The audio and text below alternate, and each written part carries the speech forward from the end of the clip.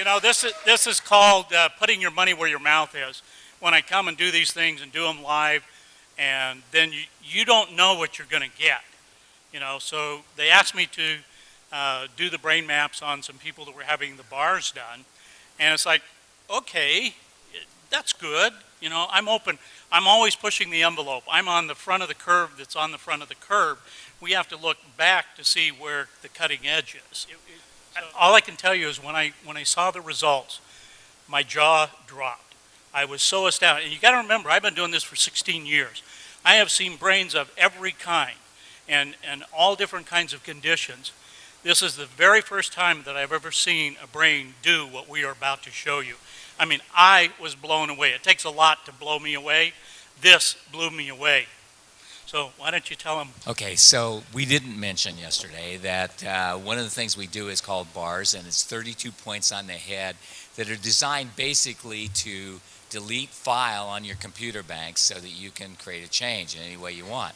So everything, you know, the bars are a soft touch. You put on particular points of the head. These release the thoughts, feelings, emotions, considerations, and attitudes you've stored in any lifetime. And the end result is, you know, worst case scenario, your whole life changes. Best case scenario, you feel like you had a great massage. So. We have several different databases, ways that we can look at this information, and that adds a level of credibility and reliability. And so I'm going to show you all the different ways that we measure this. So we take an EEG, we put the cap on their head, and we measured all 19 electrodes. We did eyes closed, brain on task. Then they did the bars, and then we did it again right immediately after. Put the cap back on their head, measured eyes closed, brain on task. And I'm going to show you what happened. This is a normal brain map. And so this one is before. This was, and you can see the red area that's lit up. That's the area that we identify as PZ. And it's showing that it's, you know, roughly 3 standard deviations above what would be considered normal. So they did, I think it was an hour and a half of running the bars. And then immediately after that, we did it again. And here's what it looks like. Can you see a difference?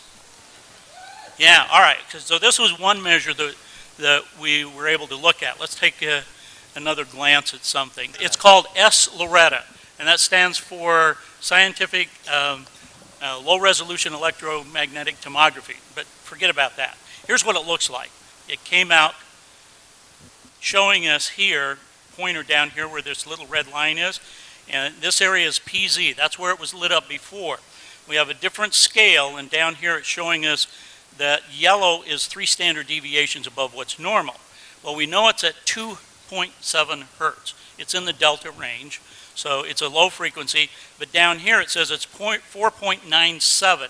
So it's almost 5 standard deviations above what is considered normal. It is off the scale of what we're seeing here. So here after is what it looked like. See, you can see the dark color here is the normal range. It's also saying that the change happened at 2 hertz. Okay, well that's all well and nice. There's another part that we look at here that is called the S-Loretta part here.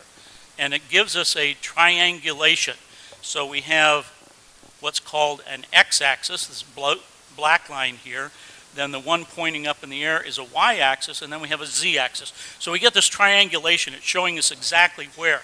And you see this stuff here in the back of the brain. Well, that's PZ. That's where you just saw, you know, it all lit up. So here's the after. It's gone. It's gone. This doesn't happen in my world of measuring brains. Not in a matter of a few minutes. Now, being the scientist I am, that's not good enough for me. That's great, but I want to see it in action. You want to see it in action? For real? All right. So here's the brain, the area PZ that we're looking at there. And you can see the red coming in and out, that sort of thing. This is the playback of the EEG. So we've taken her eyes closed EEG, and we're now playing it back. So I went through and pulled out the pieces that I wanted to show, and they said, okay, make this little movie for me and show it. Now let's look at the after as well. Okay, so here's the after. All right, so that's the after. Let's go to the before. You see it? There's the before. We see all the red there. Then afterwards, we see this. All right. Is blue good? Now, being the scientist that I am, What does the red mean, Jeff? the red means it's 4 standard deviations above what's considered normal. It's just very, very active. Okay, it means activity. Okay, got it. Right. Thank you. So we could get into what kind of activity. It's just very, very active, and it's dealing with focus, concentration, and attention. Okay? So this means the brain's doing this. Okay, that's a scientific term. Okay. Thank you. I like All that right. one. I like that term. All right, so being the scientist I am, that's not good enough for me. I want to see the whole picture, okay? You can see the little heads up here, and this one right here in delta. We're going to watch that as it plays through the sequence of events here. Additional things that are down here that we're looking at are coherence. Coherence is how the brain processes information. Okay, thank you. So there is a hypocoherence and a hypercoherence. The blue here indicates that we have a hypocoherence. So what we're seeing happen is the brain is just doing its normal thing. So the phase and the coherence is what allows that higher level of consciousness. So in measuring thousands of advanced meditators over the last couple of years and talking to them and looking at their brain maps, we've been able to determine that this relationship between phase and coherence is very important. We've also done some things with heart math where we've had people wear this heart device for 24 hours, and we would map them during the brain when they were doing meditations. And they would be meditating for 2 hours at a time in a room like this. So we would have 450 people, and we're measuring some of these people and looking at the relationship. And when people had these profound experiences, when they were able to have kundalini energy, and we've mapped these things, we have validation of them, that the phase and the coherence become very important, and we would see an alignment of the phase and the coherence in what I just showed you, and the heart coherence. So when there is complete heart coherence and brain coherence, then people start to have these magical experiences and start to have energy lining up. And this is about, so when you talk about aligning the energy in the chakras and coalescing that energy, this is what we've been looking at. And so what I'm seeing in this bars situation is not only a complete physical alignment, but I'm talking about the alignment with the universe, because there's a part of the brain called the thalamus that regulates all of these frequencies. And the thalamus, at the top of the thalamus, is a thing called the thalamic gate. Now, at the thalamic gate, there are a set of what we call reticular cells. These reticular cells allow other cells to bind to them, and so there's axonal columnar cells that grow up out of the brain, and it comes out right here. And what do we call that? The crown chakra.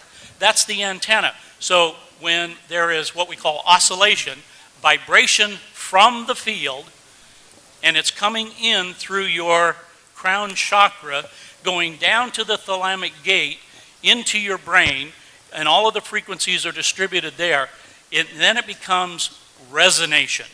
The cells in your body are resonating with that energy. So when you have a thought, where does it come from? It starts down in the subcortical regions of your brain.